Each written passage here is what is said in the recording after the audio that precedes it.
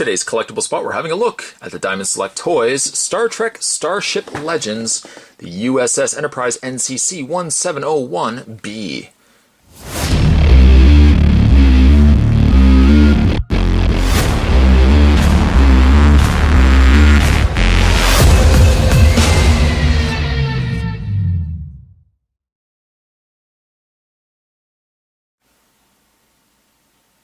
I've been certainly waiting to finally pick up and review one of the Starship Legends ships. This is an electronic starship featuring sound effects and voice effects, so voice phrases from the movie. This comes to us from the good folks over at Diamond Select Toys. It is, as you can see, a very large box, because inside the box is a very large ship. I can't wait to get this opened up.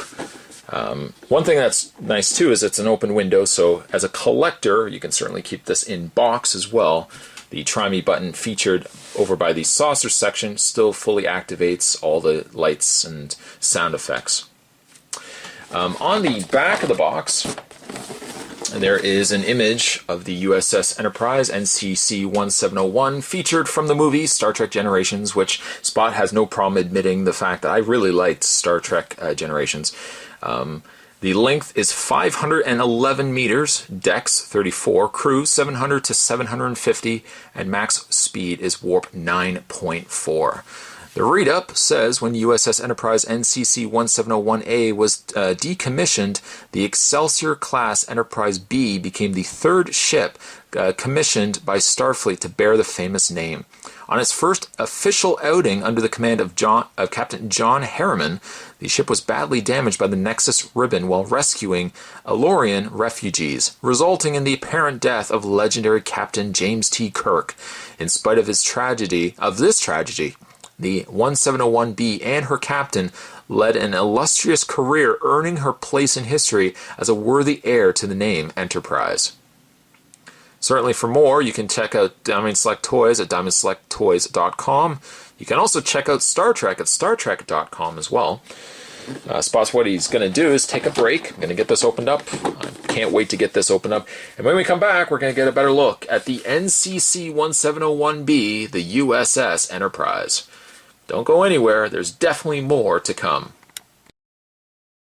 One of the things that will come with the Enterprise B is a really nice display stand. It consists of two pieces, easily slotted. There's two grooves right on the sides there. It easily just snaps into place. But the bottom of the base is really nice. It features the Starfleet logo, Starfleet badge from the movies. I was a huge fan of this symbol and always wanted to get a badge myself of this logo. But the base, again, just slots into place, little slot tabs there. Just slot that into place and in place. And on the top, there's a little peg. That peg will coincide with a little hole on the bottom of the ship. So you can take the hole, just peg the ship into place, like so. Takes a little bit to get it initially on there, but that looks incredible. Of course, you can slightly adjust it as well, so but having that show off as well as it does on a base, that looks really nice.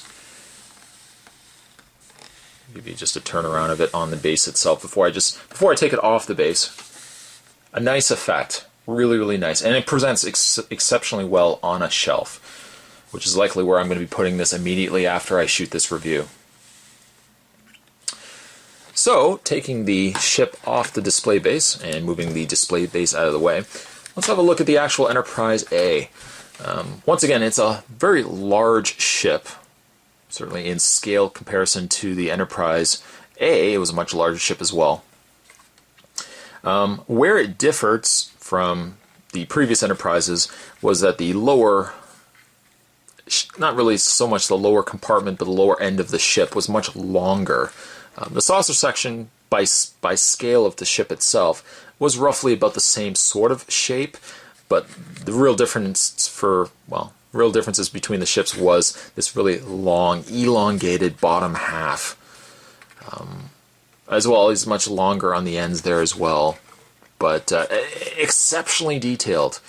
I gotta give credit to Diamond Select. They did a fantastic job on this ship. Details, paint definitely is done well.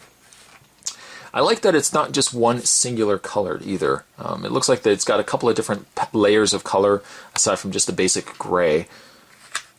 There's the undersiding of the ship. Some nice detailing there as well. There is an on and off switch. Currently Spot has it on or on play. To turn it off, you just turn it off right there. Your battery compartment, by the way, is right there as well, and it takes 3 AAA batteries. Now, there are test batteries in there currently, and you think to yourself, well, I don't know how long these test batteries are going to last for. Luckily, the good folks at Diamond Select have also given you 3 extra batteries, 3 brand new batteries, so you can pop them in when these batteries eventually do go. But the detail is so nice. On the top, of course, NCC-1701-B, the U.S.S. Enterprise. And I also like the front section here. I always loved how this section, it kind of looked like an armor collar of like a suited piece of armor. And I think that the photon torpedoes came actually from that section there. I also really like the small saucer of the Enterprise B as well. All of which light up, which you will see in a minute. But really nice. It's not a heavy piece. It is definitely not a heavy piece, but it shows incredibly well. Also down at the side, I think I can even get the camera to get in there. It says Starship U.S.S. Enterprise, United Federation of Planets, and there's the Starfleet emblem as well. All the windows and stuff.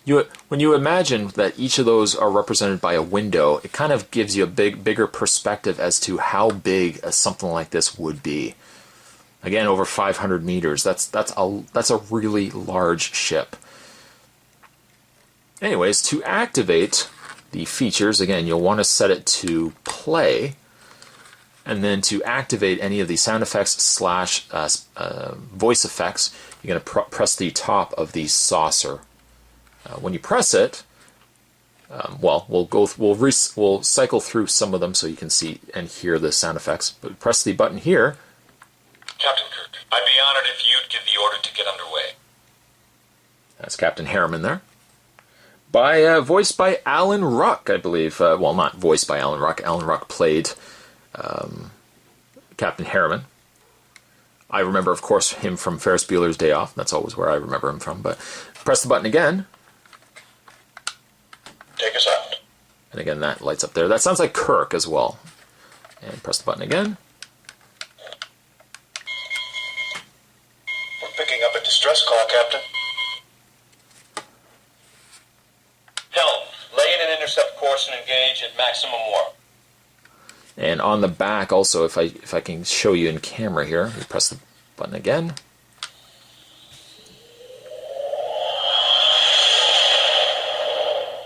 And you'll see even how the back thrusters will light up a nice red.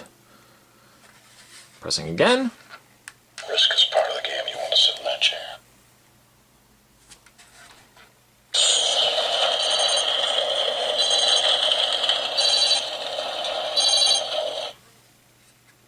I suppose the only thing I would have liked to have seen on the ship itself is maybe perhaps 2 buttons. 1 button for sound effects, 1 button for voice effects.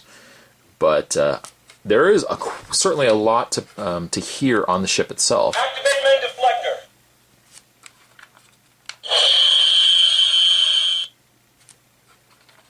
Damage report, Ensign.